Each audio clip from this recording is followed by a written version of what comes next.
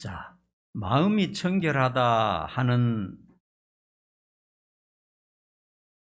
말이 무슨 뜻일까요? 마음이 깨끗하다.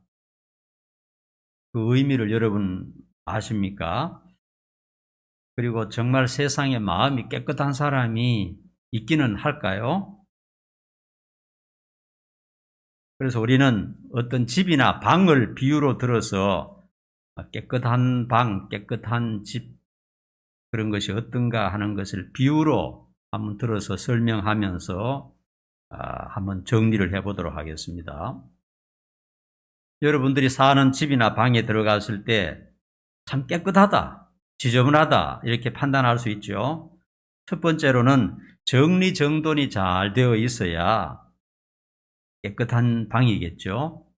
정리가 안 되어 있으면은 깨끗하지 못한 방입니다. 그러니까 만일 장롱이 여기 한쪽에 붙어 있어야 되는데 그 집에 있는 사람들이 하도 성격이 좀 특이해서 가운데다가 장롱을 나눴다고 합시다. 그러면 들어가는 사람이 이상하게 생각할 것입니다. 또 쓰레기통이 천장에서 줄을 내려서 이렇게 묶어놨다면은 아마 질서가 없어 보일 겁니다. 이 집이 참 이상한 집이구나 이렇게 할 겁니다. 그래서 당연히 있어야 할 자리에 가구들이 잘 정돈되어 있는 것, 질서 정연한 것, 그런 것을 보면 깨끗하다 이렇게 생각할 것입니다. 그리고 청소가 깨끗이 되어 있어야 청결한 집이 되겠죠. 방 안에 쓰레기가 그냥 널려 있다든지 구석구석에 먼지와 기름때가 그냥 찌들어 있다든지 벽지가 더럽고 곰팡이가 있다면 깨끗한 집이 아니겠죠. 이 방 참 더럽다 이렇게 생각할 것입니다. 그리고 악취가 없어야 돼요. 어떤 집에 들어가면은 그 집에 독특한 냄새가 팍 나는 집이 있어요. 그런 악취가 나는 집에 들어가면 참 견디기 어렵죠. 먹다 남은 음식물들이 막 여기저기 굴러다니고, 그 다음에 바퀴벌레, 파리, 모기, 또 시골에 가면 정말 지저분한 집에 가면요, 쥐들이 방 안에 왔다 갔다 합니다. 쥐들이. 그런 방에 들어가면 냄새가 그냥 악취가 납니다. 향기가 나야 되는데 악취가 나죠. 사람은 누구나 깨끗한 방을 원합니다. 그렇죠? 깨끗한 집을 원하고 깨끗한 방을 원합니다. 그리고 악취나는 곳을 좋아할 사람은 아무도 없습니다. 무엇보다 중요한 것은 내 집에, 내 방에 들어갔을 때 마음이 편안해야 됩니다. 직장에 있을 때는 좋아하는데 집에 가니까 마음이 불안하고 막 답답하다면 어떻게 되겠어요? 그는 깨끗한 집이라고 할 수가 없겠죠. 집에 들어가는데 마음이 평안하고 소파에 앉았는데 그냥 즐겁고 이렇게 할 때 아마 그 집이 청결하다, 우리 집이 깨끗하다 이렇게 말할 수가 있을 것입니다. 자, 이와 같은 상식적인 것을 가지고 우리 마음을 이제 한번 점검을 해보자 하는 것입니다. 우리 마음이 깨끗한지 지저분한지. 첫 번째로 마음이 깨끗하다, 마음이 청결하다 할 때는요, 마음에 우선순위가 정해져 있어야 돼요. 질서가 있고 정리정돈이 되어 있어야 됩니다.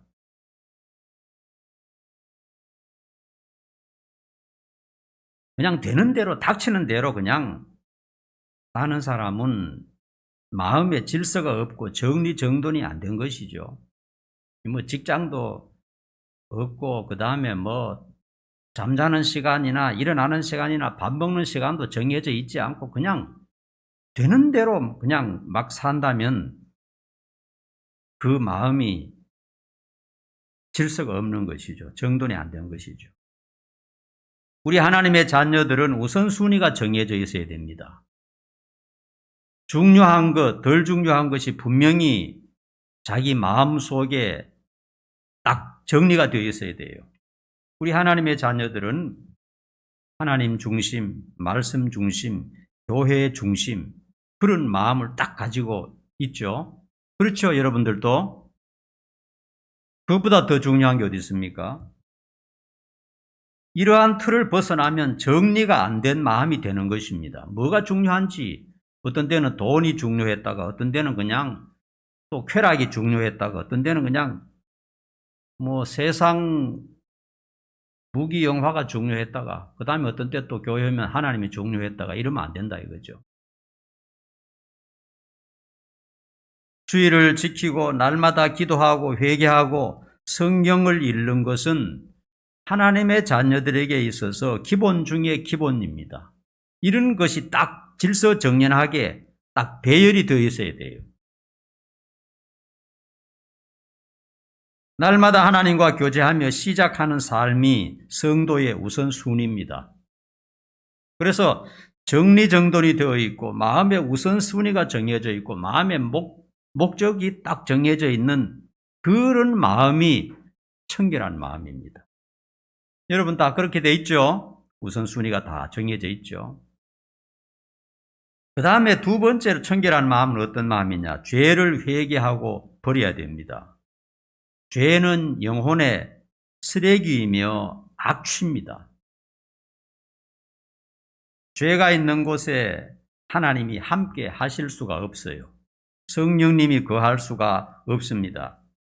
그래서 쓰레기가 있으면 악취가 나고 바퀴벌레가 우글거리잖아요. 요 마찬가지로 우리 마음이 죄로 오염되면 마귀와 귀신들, 그 다음에 온갖 잡것들이 그냥 마음에 득실되는 것입니다.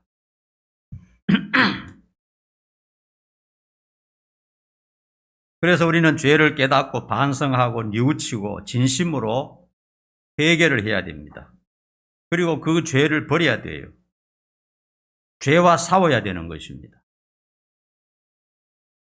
특별히 습관적이고 반복적으로 계속 짓는 죄가 있다면 그것을 청산해야 마음이 깨끗해집니다. 죄가 내 마음 속에 살아있다면 깨끗한 마음이 아닌 것입니다. 지금 죄 속에 내 마음을 빼앗기고 있다면 우리의 마음은 추한 상태가 되는 것이죠. 그래서 죄를 정리하고 죄를 청산하고 회개하는 그런 마음이 될 때 깨끗한 마음이 되는 것입니다. 죄를 전혀 안 짓고 사는 사람은 없지만은 주님의 이름으로 계속 죄를 철저히 회개해야 깨끗하게 청소가 되는 것이죠. 그 다음에 그리스도의 향기가 있어야 돼요. 누가 봐도 참 저 사람 고약한 성격이다. 교인은 교인인데 참 성격이 고약하다. 고약한 쓴뿌리가 그 마음에 있다. 이렇게 하면 그것을 고쳐야 되는 것입니다. 예수 믿는 사람은 아주 고약하다는 소리 들어서 안 되거든요. 마음 구석구석에 세상 욕망, 탐욕, 위선과 거짓으로 가득 차서는 안 되는 것입니다. 그건 지저분한 마음입니다. 또 이중적이거나 간사하거나 악독한 마음이 있으면 그런 것을 제거해야 됩니다. 그것이 다 악취가 나게 하는 마음인 것입니다. 우리의 마음을 예수님으로 채우고 말씀으로 마음을 채워야 향기가 나는 것입니다. 하나님의 자녀인 우리는 세속적인 악취 대신 예수님의 향기가 나야 정상인 것입니다. 그래서 화를 잘 내서도 안 되고 교만해서도 안 되고 나쁜 마음을 가져서도 안 되고 항상 선한 마음을 추구하는 그런 태도를 견지를 해야 되는 것입니다. 무엇보다 중요한 것은요, 우리 마음이 편안해야 됩니다. 마음이 편안해야 돼요. 마음이 편안하려면 근심, 걱정, 불안, 초조, 두려움, 공포 이런 것이 없어져야 되거든요. 마음이 편안하지 않고 두렵고 불안하고 초조하고 그러면은 깨끗한 마음이라고 할 수가 없죠. 마음이 편안해야 됩니다. 그러면 근심을 덜려면 어떻게 해야 됩니까? 주님을 의지하고 우리의 무거운 짐을 주님께 내려놓아야 됩니다. 주님께서 그렇게 말씀하셨어요. 잠언 17장 22절에 보니까 마음의 즐거움은 양약이라도 심령의 근심은 뼈를 마르게 하느니라 그랬어요. 마음이 즐거우면 그것이 보약보다 더 좋아요. 영적으로도 그렇고 감정적으로도 그렇고 육체적으로도 그렇고 그것이 양약이라는 겁니다. 마음이 즐거우면 사람이 영육 간에 강건함을 누릴 수가 있어요. 그러나 마음의 근심이 가득 차고 불안하고 두려우면요, 뼈가 막 마른다는 겁니다. 뼈가 아플 정도로 그렇게 몸을 해롭게 한다는 것입니다. 그러므로 마음을 편하게 해야 돼요. 마음을 편안하게. 어떤 환경 속에서도 마음을 편안하게 해야 되는데 우리 마음속에 근심을 덜려면 어떻게 해야 됩니까? 주님을 의지하고 내 짐을 주님께 맡겨야 됩니다. 그렇게 하기 위해서는 늘 하나님을 가까이 하고 기도 생활을 계속 해야 돼요. 내 짐을 주님 맡아주시고. 그래서 내 마음속에 이런저런 불안, 근심, 염려, 초조함 이런 것이 있으면은 주님을 의지하고 내 무거운 짐을 내려놓아야 됩니다. 그래야 마음이 깨끗해져요.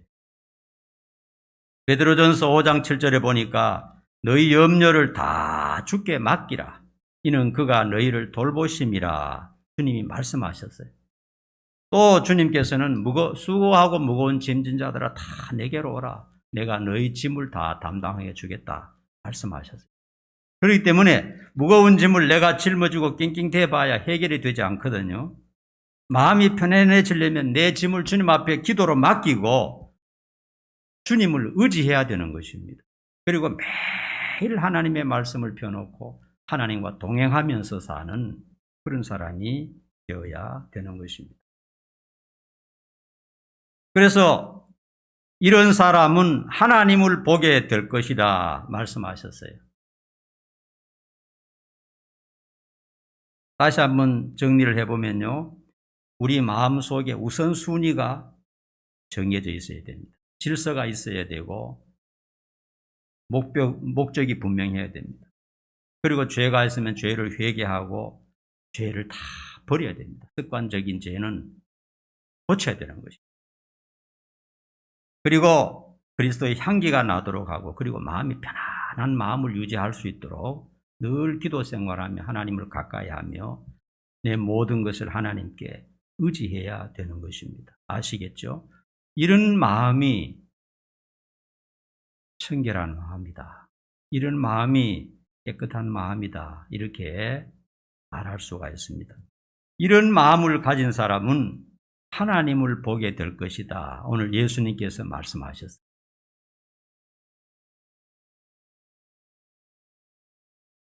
우리 육신이 죽고 난 다음에 부활해서 천국에 가서 하나님을 보게 되는 것은 당연한 얘기죠. 그러나 오늘 주님의 말씀은 이 세상에 있을 동안도 하나님을 볼 수 있다는 겁니다. 하나님은 영이시기 때문에 이 물질이 없어요. 하나님은 영이십니다. 그렇기 때문에 하나님을 볼 수 있는 것은 마음의 눈이 열려야 돼요. 마음의 영안으로 하나님을 볼 수 있게 되는 것입니다. 그러므로 마음이 깨끗하면 눈이 밝아서 이 세상에 살 동안도 하나님을 보게 된다는 것입니다. 믿습니까? 그 말씀을 예수님께서 우리에게 가르쳐 주셨어요. 우리 성도들은 죽은 다음에 천국에 가서 하나님의 자녀가 되고 하나님의 가족이 되는 게 아닙니다. 이미 우리는 하나님의 가족이고 하나님의 자녀들입니다. 우리는 하나님과 한 가정을 구성하고 있는 존재들입니다. 믿습니까? 성도들은 하나님의 가족입니다. 이미 이 세상에서 이미 하나님의 가족인 것입니다. 그렇기 때문에 이 세상에서도 마음의 눈으로 하나님을 보게 되는 것입니다. 그러나 마음이 정리되지 않고 그냥 세상 세속에 빠져 있는 사람은 신앙생활은 하고 교회는 다니고 있고 뭔가 종교적인 활동은 하고 있지만은 그 사람은 하나님과 멀리 떨어져서 하나님을 보지 못하고 그렇게 살고 있는 사람인 것입니다.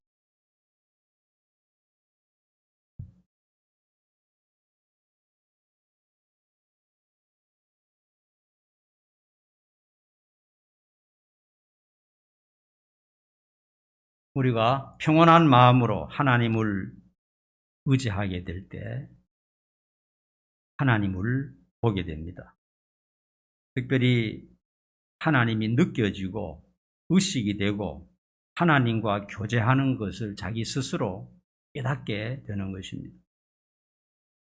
하나님을 만나고 보는 즐거움이 없이는 신앙생활을 힘차게 활기차게 하기가 어려워요. 그냥 근근히 교회 나와서 예배 드리고 이런 식으로 해서는 아주 행복한 그런 신앙생활을 지속하기가 어려운 것입니다. 신앙생활을 하는 자체가 어려워요. 그리고 하나님을 본다 하는 것은요, 이것은 하나님의 은혜이고 성령님의 역사로 가능하기 때문에 설명한다고 잘 이해가 안 됩니다. 이 교육한다고 교육이 잘 되는 게 아닙니다. 하나님을 본다 하는 것은 신비한 영적인 일이기 때문에 내가 얘기한다고 해서 아 그렇구나 이렇게 이해가 잘 되는 게 아니에요. 수학 공식처럼 이렇게 설명할 수 있는 게 아니고 이것은 자기 스스로 경험을 해야 되는 것입니다. 하나님과 만나고 하나님을 보게 되고 하나님과 교제하는 것이 무엇인가, 다른 사람이 보지 못한 하나님을 본다는 것이 무엇인가 하는 것은 자기 스스로 경험을 할 때 명확하게 깨달을 수가 있는 것입니다. 이 말씀을 준비하면서 오늘 아침에도 제가 한 새벽 4시쯤에 이렇게 일어나서 하나님 앞에 말씀을 놓고 교제하면서 하나님의 존재와 하나님의 은혜를 정말 깊이 깨달으면서 이렇게 기도했어요.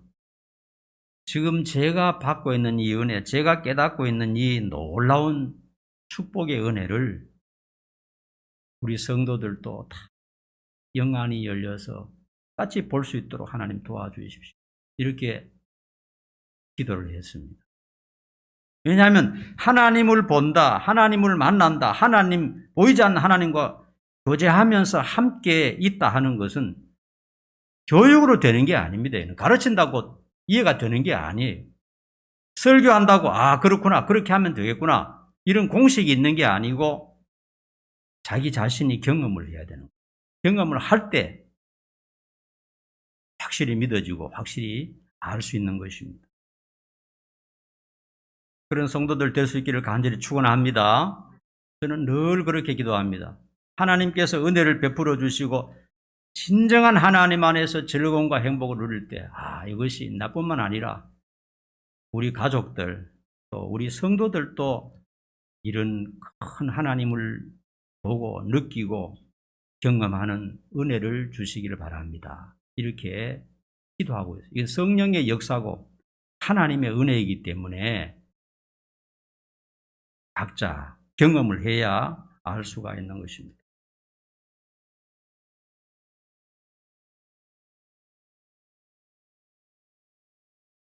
주님께서는 본문에서 마음이 청결한 자는 하나님을 볼 수 있다고 분명히 말씀하셨어요. 따라합시다. 내 마음이 깨끗하면 하나님을 볼 수 있다.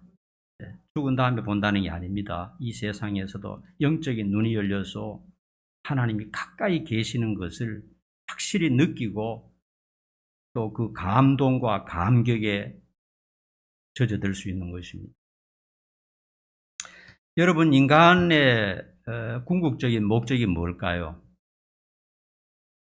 여러분, 왜 삽니까?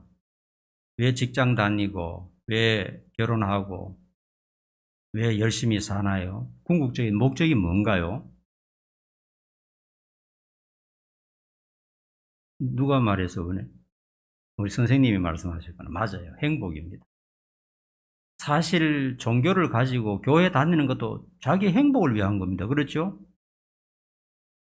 자식을 낳는 것도 자기 행복을 위한 것이고 자식을 위해서 자식을 낳는 사람은 없잖아요. 낳고 보니까 사랑이 드니까 사랑을 주지만 처음에 자식을 낳을 때는 다 자기가 행복하겠다고 낳은 것 아닙니까?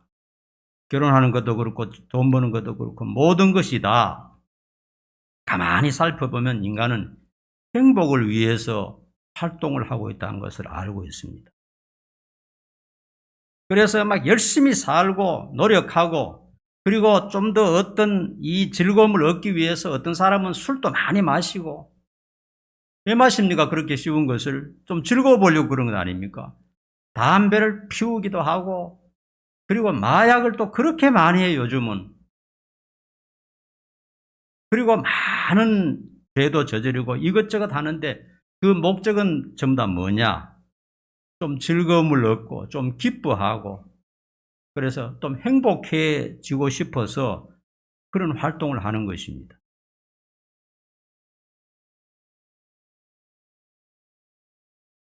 그런데요, 인간의 마지막을 보면 그런 행복을 찾은 사람이 없어요. 인간적인 방법으로. 따라합니다. 진정한 행복은 하나님께만 있다. 하나님께만 진정한 행복이 있는 거죠. 부귀, 영화, 이 세상의 그 어떤 것도 인생을 진정으로 행복하게 할 수가 없어요. 이 세상의 모든 것은 잠깐 있다가 잠깐 사라져 버리기도 하고 있는 것 같다가 또 날아가 버리기도 하고 그렇기 때문에 그것이 진정한 행복을 줄 수 있는 것이 아닙니다. 진정한 행복은 하나님에게만 있는 것이고 하나님을 사랑하고 가까이 하고 하나님과 교제할 때만 주어지는 하나님의 선물이라는 것을 알아야 돼요.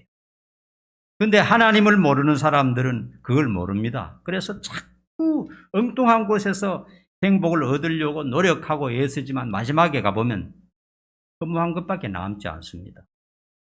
진정한 행복은 하나님에게만 있고 하나님을 가까이 할 때 저절로 주어지는 선물이라는 것을 꼭 기억하시기 바랍니다. 하나님에게 중심이 있습니다. 하나님을 가까이 하고 사랑하면 그 사람은 하나님을 만나고 행복이 얻어지고 하나님을 멀리하는 사람은 절대로 진정한 행복이 주어지지 않는다 하는 것이 성경이 우리들에게 가르쳐주고 있는 것입니다.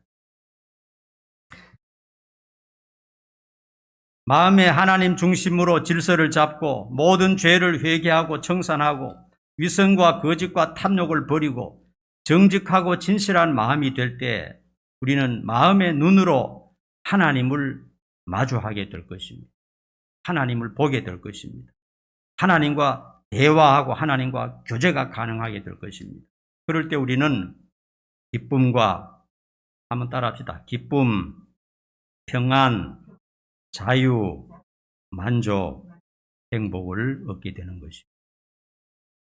이런 복된 성도들이 될 수 있기를 간절히 축원합니다. 기도하겠습니다. 마음이 청결한 자는 복이 있나니 그들이 하나님을 볼 것임이라 말씀했습니다.